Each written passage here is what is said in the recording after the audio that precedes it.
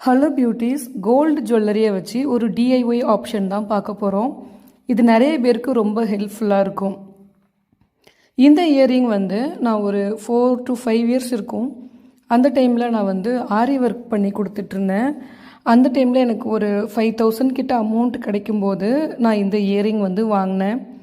இந்த இயரிங்க்கு நான் மிஸ்மேட்ச் பண்ணுறதுக்காக சும்மா கடைக்கு 1 கிராம் வாங்கும்போது ஒரு ஹேங்கிங் வாங்கி நான் இதை மேட்ச் பண்ணியிருந்தேன்.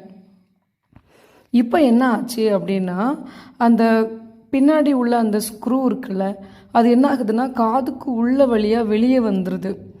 மோஸ்ட்லி இந்த ப்ராப்ளம் இருக்கும். குட்டி பசங்களுக்கு இந்த மாதிரி சின்ன தோடு நம்ம வாங்குவோம். பட் அது கொஞ்ச நாளுக்கு அப்புறம் காது கொஞ்சம் அந்த தொலை பெருசாகிடுச்சுன்னா அது கலண்டு விழுந்துடும்.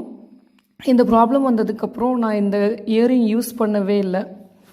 நான் என்ன நினச்சேன் அப்படின்னா, அந்த மேலே இருக்குல்ல அதை மட்டும் ரீசேல் பண்ணிவிட்டு 1 கிராமில் கொஞ்சம் பெருசாக வாங்கலாம் அப்படின்னு ஒரு ஐடியாவில் இருந்தேன். நான் நிறைய ஏதாச்சும் ஜுவல் வாங்க போகும்போதெல்லாம் இதே நான் வச்சுருப்பேன். ஆனால் அவங்க வாங்கும்போது ரொம்ப கம்மி பண்ணி வாங்குவாங்க. அதனால் எனக்கு ரொம்ப கஷ்டமாக இருந்தது. ஸோ இது இருக்கட்டும், ஏதாவது ஒரு வழி கிடைக்கும் அப்படின்ட்டு நான் யோசிக்கும்போது தான் இந்த ட்ரிக் நான் ஃபாலோ பண்ணுறேன். ஸோ இது தனியாக வாங்கினேன், மேலே உள்ள அந்த ஸ்டட்டு தனியாக வாங்கினேன். ஏன்னா ஒவ்வொரு வாட்டியும் வேறு வேறு ப்ளவுஸ் ஒர்க் பண்ணும்போது எனக்கு ஒரு 4000 3000 இருந்துச்சுன்னா அந்த டைமில் அப்போல்லாம் காயின் வாங்கணும் அந்த அறிவுலாம் கிடையாது. இந்த மாதிரி குட்டி குட்டியாக கோல்டு சேர்த்து வைக்கிறது ஒரு இதாக வச்சுருந்தேன். நான் இப்போ என்ன யூஸ் பண்ணுறேன் அப்படின்னா, நமக்கு பிளாஸ்டிக்கில் கம்மல்லாம் வச்சு கொடுப்பாங்கல்ல, ஒரு பிளாஸ்டிக்கு அதை கட் பண்ணி அதே யூஸ் பண்ணலாம். இல்லைனா நான் இப்போ யூஸ் பண்ணியிருக்கிறது ஸ்பேசர் பீடுன்னு சொல்லுவாங்க. நீங்கள் ஜுவல்லரி மேக்கிங் பண்ணுறீங்கன்னா இந்த ஸ்பேசர் பீடு உங்களுக்கு தெரியும். அப்படி இல்லாத பட்சத்தில் இந்த மாதிரி ஒரு பிளாஸ்டிக் போட்டு அதுக்கப்புறம் இந்த பிளாஸ்டிக் ஹோல் இருக்குல்ல, இது பிளாஸ்டிக்காக இருக்கணும், பேப்பராக இருக்கக்கூடாது. இது பிளாஸ்டிக்காக இருக்கணும். அப்போ தான் உங்களுக்கு அது நல்லாயிருக்கும்.